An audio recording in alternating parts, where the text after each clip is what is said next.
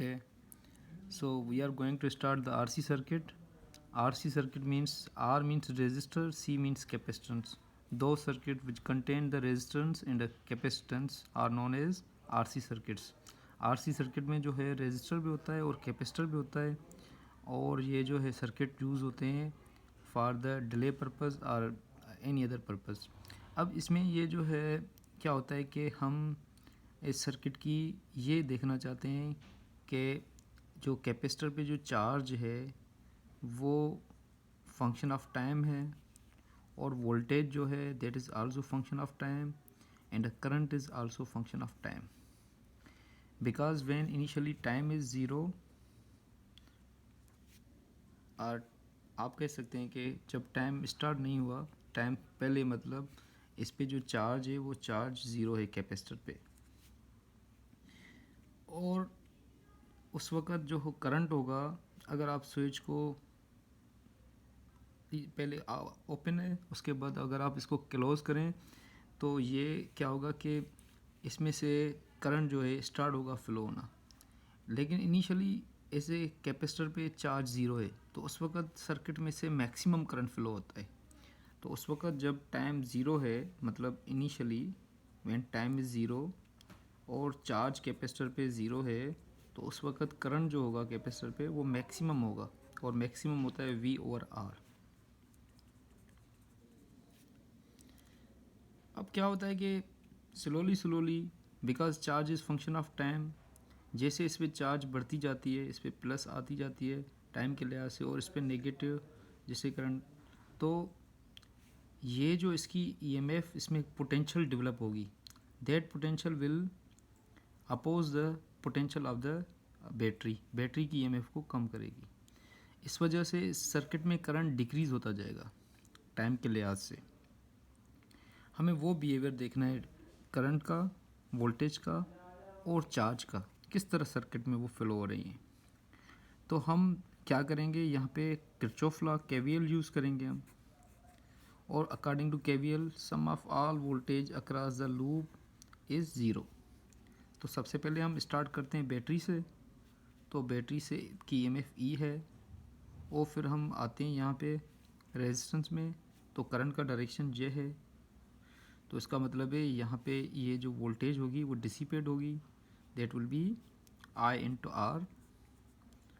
और जो potential capacitor की होती है, कैपेसिटर का क्योंकि फार्मूला है Q is equal to CV, इसमें से आप पोटेंशियल निकाल सकते हैं Q ओवर C. तो इसकी जो पोटेंशियल ड्रॉप होगी that will be Q over C. और जब यहाँ पे आ जाएंगे ग्राउंड पे तो ये सम ज़ीरो के बराबर हो जाएगा. अब ये इक्वेशन जो है इसमें आप देखें कि अगर चार्ज को ज़ीरो करें, इनिशियली जब चार्ज ज़ीरो होती है तो EMF जो बराबर हो जाएगी वो जस्ट I इंटू R के बराबर हो जाएगी.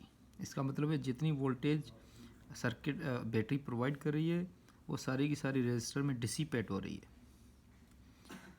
लेकिन हम यहाँ पे क्योंकि चार्ज डेवलप कर रहे हैं इस पर, और वो हम देखना चाहते हैं कि चार्ज किस तरह डेवलप हो रही है और सर्किट में करंट किस तरह फ्लो कर रहा है.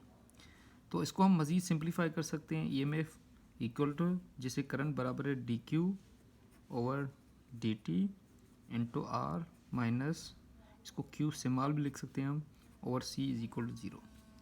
अब ये जो है ये डिफरेंशियल इक्वेशन है एक, और हर डिफरेंशियल इक्वेशन का एक सोल्यूशन होता है. अब डिफरेंशियल इक्वेशन को हम सॉल्व कर सकते हैं, लेकिन हम इसको सिंपली इसका क्योंकि एप्लीकेशन कर रहे हैं हम, तो हम सिंपली इसका जो है डायरेक्ट सोल्यूशन लिखते हैं, और इसमें जो वेरिएबल है वो Q है, तो हम यहाँ पे इसका डायरेक्ट सोल्यूशन लिख सकते हैं Q function of time equal to the Q maximum 1 minus E power minus T over RC. अब यहाँ ये हमने इसका सोल्यूशन निकाला, डायरेक्ट सोल्यूशन. वैसे भी हम कर सकते हैं, लेकिन इसको हम जो है ज़्यादा इसमें जो है इंटीग्रेशन यूज़ होगी, फिर ये थोड़ा लेंथी प्रोसेस हो जाएगा. तो यहाँ पे ये जो Q है, charge is function of time, और ये Q नॉट जो है मैक्सिमम चार्ज है ऑन द कैपेसिटर,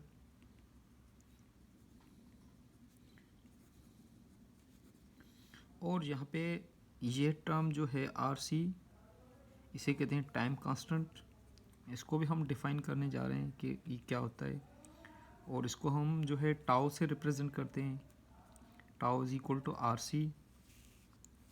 अब इसमें क्या होता है कि ये इक्वेशन जब टाइम ज़ीरो था तो आप यहाँ पे टी ज़ीरो पुट करें तो क्यू नाट 1 माइनस ई पावर ये हो जाएगा ज़ीरो पूरा टर्म, और यहाँ पे चार्ज हो जाएगी zero at time T zero. तो इसका मतलब है ये जो इक्वेशन है, ये इक्वेशन हमें शो कर रही है कि चार्ज किस तरह कैपेसिटर पे डेवलप हो रही है। जब टाइम ज़ीरो है तो उस वक़्त इस पे जो है चार्ज जो है टोटल चार्ज ज़ीरो है, but when time is infinity for suppose means maximum time, तो उस वक़्त इसमें जो चार्ज होगी that will be 1 minus E power minus infinity, और ई पावर माइनस इन्फिनिटी का मतलब है ज़ीरो, और यहाँ पे हो जाएगी क्यू नाट। तो व्हेन टाइम इज़ इन्फिनिटी तो उस वक़्त इस पर मैक्सिमम चार्ज होगी, मतलब ज़्यादा से ज़्यादा चार्ज कैपेसिटर पे स्टोर होगी।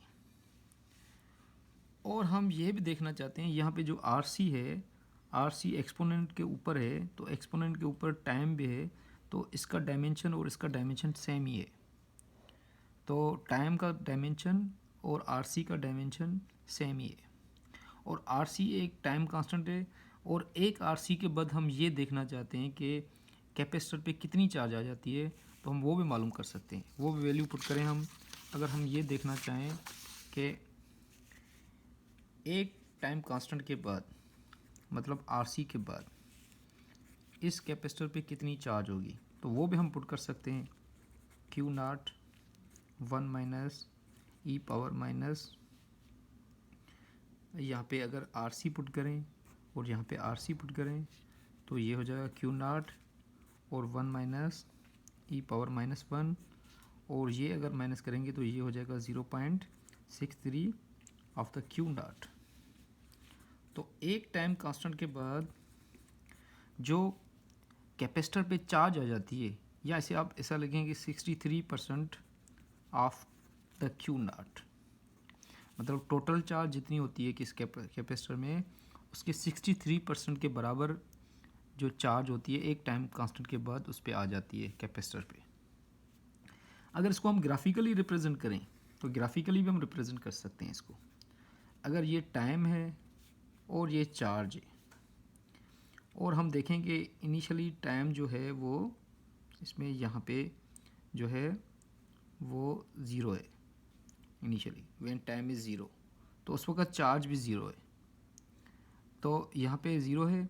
और जैसे हम यहाँ पे अगर इसको जैसे जैसे हम जो है चार्ज पुट करते जाएं टाइम के लिहाज से चार्ज विल इंक्रीज़, और इस पे चार्ज होगी वो इंक्रीज़ होती जाएगी।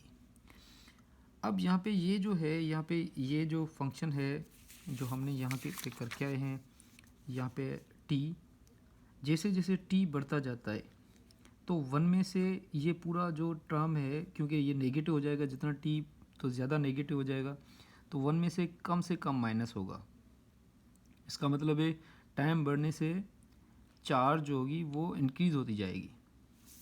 अब यहाँ पे ये है कि हम इसका ग्राफ बनाने जा रहे हैं। अब इसमें देखें कि मैक्सिमम जो चार्ज होगी इसकी वो क्यू नाट है, और एक टाइम कांस्टेंट के बाद 1 आर सी के बाद इस पे जो चार्ज आ जाती है वो आ जाती है 0.63 ऑफ क्यू नाट, और 2 आर सी के बाद उस पर चार्ज आ जाती है इतनी चार्ज। तो इस तरह मतलब आपके ऐसे बनाते जाएं, एक आर सी के बाद कितनी चार्ज आ जाएगी, 2 आर सी के बाद इस पर कितनी चार्ज आ जाएगी। हर कैपेसिटर के लिए फिक्स्ड है। अगर किसी कैपेसिटर का for example resistance 1 micro ohm है और उसकी कैपेसिटेंस जो है 1 मेगा फैराड है, तो उसका टाइम कांस्टेंट जो होगा दैट विल बी 1 सेकंड।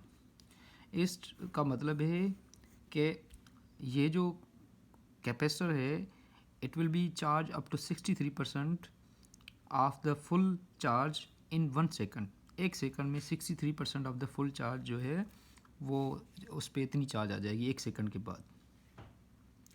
अब ये तो हमने चार्ज मालूम की, चार्ज का ये फार्मूला था, लेकिन हम यहाँ पे करंट भी मालूम कर सकते हैं, क्योंकि चार्ज का फार्मूला जो है वो है Q of T is equal to Q naught 1 minus E power minus T over R C. लेकिन अगर इसको डेरिवेटिव डिफरेंशिएट करें बोथ साइड, तो इसको डिफरेंशिएट करके हम D Q over D T, तो यहाँ पे ये हो जाएगा Q नॉट इज़ कांस्टेंट और इसका ज़ीरो होता है, और माइनस ये सेम ही रखते हैं हम, और ये होगा आर सी, और इसके पावर का हम अगर डिफरेंशिएट करेंगे तो वो होगा -1 ओवर आर सी, और माइनस माइनस में ख़त्म हो जाएगा, और ये हो जाएगा Q naught over R C E power minus T over R C, और ये हो जाएगा करंट एट एनी टाइम। और इसको मज़ीद हम लिख सकते हैं Q नॉट ओवर C जो है वो बराबर है वोल्टेज के V over R e power minus T over R C, और ये जो है मैक्सिमम करंट इन सर्किट है, मैक्सिमम करंट। तो I of t at any time is equal to minus T over R C. और आप यहाँ पे देख सकते हैं कि अगर व्हेन टाइम इज़ ज़ीरो तो current will be maximum in the circuit, क्योंकि यहाँ पे टाइम ज़ीरो हो जाएगा तो ये पूरा टर्म 1 के बराबर हो जाएगा और आई मैक्सिमम के बराबर हो जाएगा। अगर आई टाइम इज़ इन्फिनिटी तो इसका मतलब है कि आपका यहाँ पे जो करंट है दैट विल बी ज़ीरो, तो करंट यहाँ पे ज़ीरो हो जाएगा। अगर इन्फिनिटी यहाँ पे पुट करें तो ये पूरा टर्म ज़ीरो के बराबर हो जाएगा और पूरा टर्म ये जो है ज़ीरो के बराबर हो जाएगा। अब इसका अगर हम ग्राफ के ज़रिए देखना चाहें तो ग्राफ के ज़रिए में हम देख सकते हैं कि मैक्सिमम करंट जो होता है जब टाइम ज़ीरो है, ये टाइम ज़ीरो, तो यहाँ पे ये जो करंट है ये मैक्सिमम है, आई मैक्सिमम, और जब टाइम के लिहाज से current decreases in the circuit, time जो हो जाएगा वो कम होता जाएगा।